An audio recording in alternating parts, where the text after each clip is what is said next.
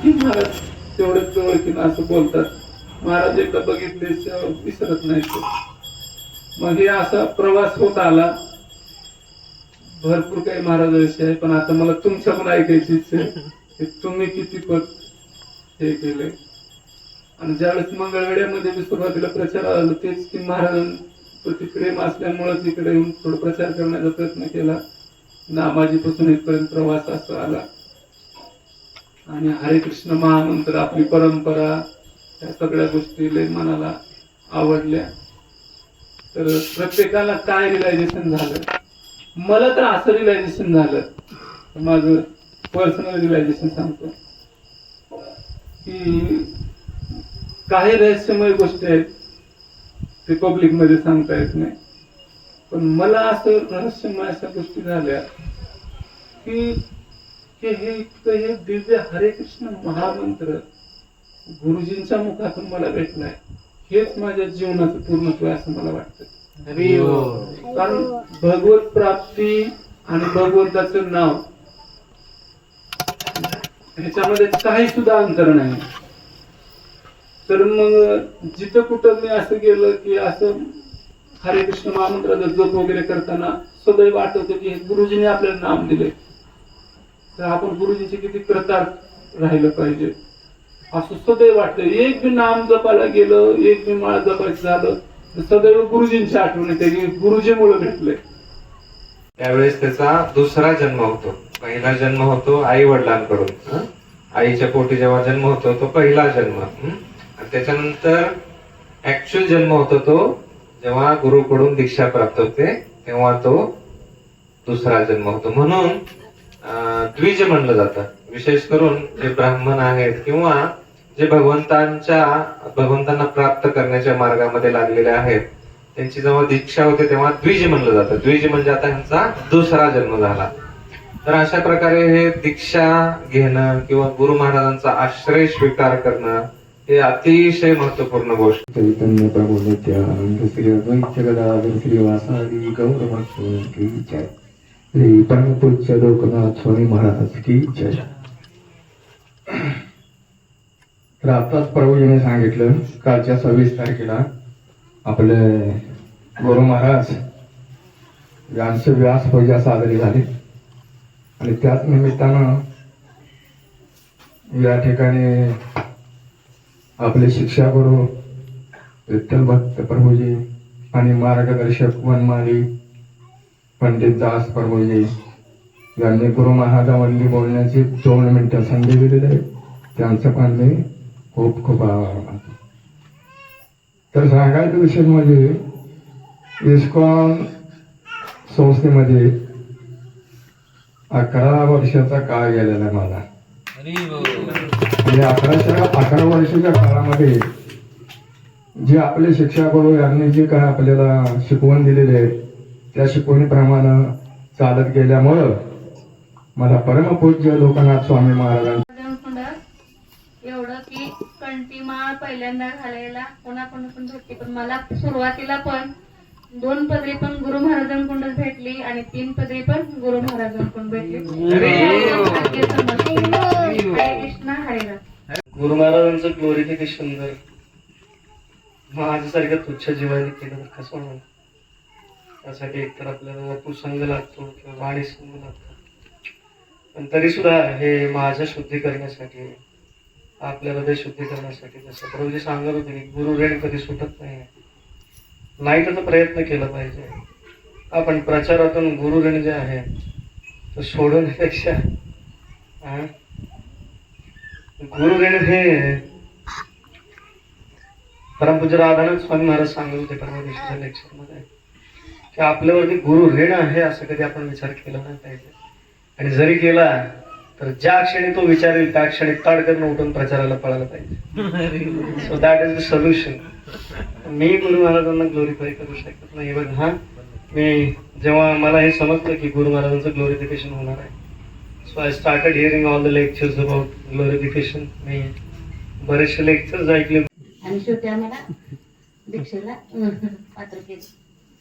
तर गुरु महाराज जे आहेत ते म्हणजे आता आपण त्यांच्याविषयी काय बोलणार, आपल्यापेक्षा वरिष्ठ आहेत ते, श्रेष्ठ आहेत ते. वयस्कर पण आहे.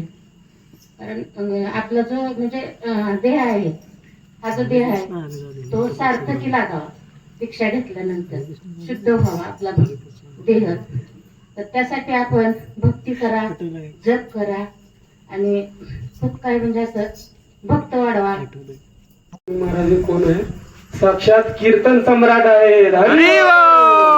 कीर्तन सम्राट परमपूज्य लोकनाथ स्वामी गुरु महाराज की जय. तर ही पदवी आपल्या गुरु महाराजांना भेटलेली आहे. तर कलियुगाचा विशेष धर्म काय आहे? हरिनाम संकीर्तन. तर ते आज आपल्या गुरु महाराजाला भेटले. आणि आज मी जे काय घडलो आहे, जे तुम्ही बघत आहे, केवढा पण काही पण परिस्थिती तुमच्या दृष्टिकोनानं किंवा माझ्या दृष्टिकोनानं, तर त्याच्यामध्ये सर्वात योगदान जास्त आहे ते म्हणजे कीर्तन. गुरु महाराजांचे ते कीर्तन ऐकून जे काय माझं शुद्धीकरण होत आहे, माझ्याकडे जे काही धर्माचं पालन होत आहे, तर मी सगळं प्राधान्य त्याला देईन. इस्कॉन मध्ये कसा पोहोचलो हे बी सांगणं आवश्यक आहे. प्रथम वाळवंटामध्ये त्यांनी त्यांचा स्थान लावला होता इस्कॉनचा. तिथे एक पण आकर्षण म्हणून मी तिथे गेलो आणि तिथून एक पुस्तक खरेदी केलं. तिथं वाचली कोणती पुस्तक आहे, म्हणजे खूप ऐकून ते पुस्तक आहे. ते पुस्तक मी घेतलं आणि ते माझ्या वाचनात आलं. आणि पुस्तक घेताना ते संन्यासी बोलले की इथं आपलं इस्कॉन आहे, इथं प्रसाद असतो. संन्यासी बोलायला गोड असतात. प्रसाद म्हणजे परत येणार आपल्याकडे. मलाही कुतूहल होतं की पलीकडे काय बांधलेलं आहे घाट एवढा मोठा.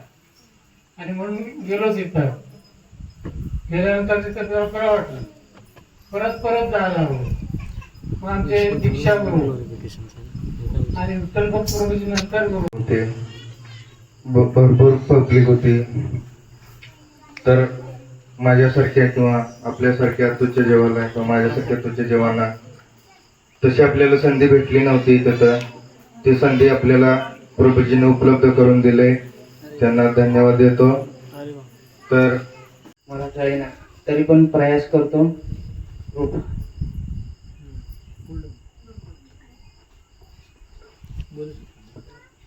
दीक्षेचा अनुभव सांगा. परम पूज्य गुरुदेव यांनी हरे कृष्ण महामंत्राचा प्रचार करण्यासाठी श्रील प्रभुपादांच्या आंदोलनासाठी जोडलेले आहेत. आणि त्या आषाढीच्या वारीला माझी दीक्षा झालेली आहे त्यांच्या कृपा आशीर्वादाने. कारण अपात्र असलेला मी जीवात्मा त्यांच्या कृपेने पात्र झालेलं असं तुम्हाला वाटत असेल, तरी पण मला वाटत नाही की पात्र आहे. आणि आपल्याला एवढंच करायचं आहे की जसं माकडाचं पिल्लू आणि मांजराचं पिल्लू. माकडाचं पिल्लू कसं आहे की आईला असं पकडतंय, कारण स्वतःला प्रयास करावा लागतंय, आई त्याचे लक्ष देत नाहीये. पण आपल्याला मांजराचं पिल्लू बनायचं आहे, म्हणजे शरणागत पत्करायचे आहे, जेणेकरून गुरुदेवच आपल्याला असं नाजूक जिथं पोचवायचंय तिथं पोचव. मला काही जास्त बोलता येणार नाही. एका भक्तांनी महाराजाविषयी मांडलेले विचार आहेत, मी ते वाचून दावत आहे. जशी महिमा तुकारामाची तशीच महिमा माझ्या लोकनाथ महाराजांची. शिपल्यातून मोती फुलतात तसे अरोडे या ठिकाणी महाराज अवतरले. पदयात्राद्वारे केला कृष्ण भावनेचा प्रचार. न थकता न थांबता अखंड चालला त्यांचा प्रवास. शहर असो वा खेडे साथ घातली साऱ्यांना. साक्षात कृष्ण दिले आम्हा पतित जीवांना. कीर्तन सम्राट महाराज जेव्हा घेतात हाती करताल. भक्ताचे मन वितळावी असा होतो कीर्तन ललकार. असे हे थोर गुरु महाराज महाराष्ट्राचे मोती. तुकोबाचे अंश ते सदा देती कृष्ण भक्ती. गुरुदेव तुमची कृपा राहो सदैव माझ्यावरी. हीच नम्र प्रार्थना आजच्या दिवशी तुमच्या चरणी. हरे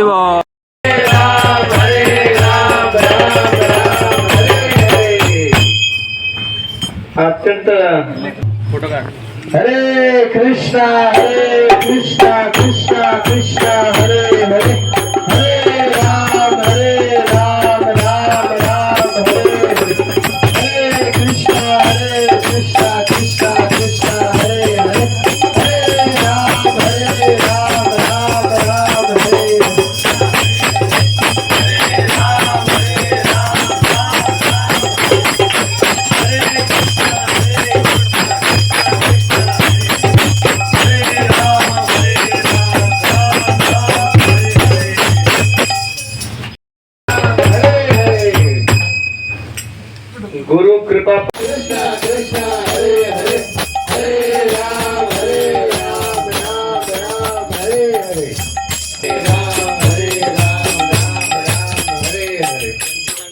तर दोन छोटी मुलं जी आपल्या दोन्ही नाटिकेमध्ये होते, रणजित आणि संग्राम. हरे कृष्णा कृष्णा कृष्णा हरे हरे, हरे राम राम हरे कृष्णा कृष्णा कृष्णा हरे हरे, हरे राम राम राम हरे हरे कृष्णा कृष्णा हरे हरे, हरे राम राम राम हरे हरे, हरे कृष्णा कृष्णा कृष्णा हरे हरे, हरे राम मध्ये पण झेंडा घेऊन थांबले होते. हरे कृष्णा कृष्णा कृष्णा हरे हरे, हरे राम कृष्णा कृष्णा हरे हरे, हरे राम राम राम हरे हरे, कृष्णा हरे हरे, हरे राम राम. श्रीमान आनंद ठाकुर जी. हरे कृष्णा कृष्णा कृष्णा हरे हरे, राम राम मी तर सांगतो बरं का. प्रभूजीचं स्वागत करायचं हरे कृष्ण महामंत्र म्हणून.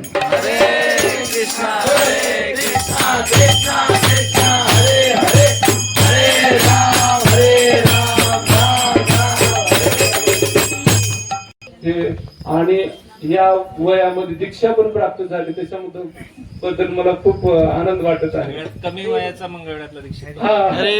ते म्हणतात ना, कमी वयाचा सीएम, कमी वयाचा नगराध्यक्ष, कमी वयाचा नगरसेवक, कमी वयाचा आम्हाला स्वागत करा लेकराचा हरे कृष्ण महामंत्र म्हणून. कृष्णा कृष्णा हरे हरे, हरे राम राम राम हरे हरे.